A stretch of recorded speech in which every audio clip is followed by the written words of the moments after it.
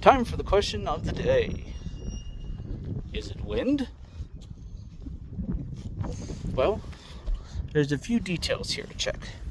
One, that's a solid crack all the way through. Now this has multiple lines through it, which could imply wind, but look at the depth of that.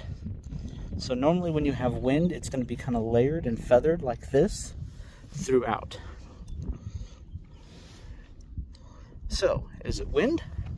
Well, let's check. It's separated up top.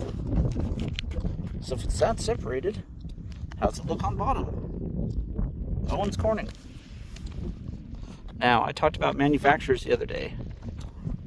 I talked about how Owens Corning is susceptible to thermal cracking. That's what that is. This part hasn't lifted up at all to allow it to flap for wind damage. There is no wind damage. That is thermal cracking because it's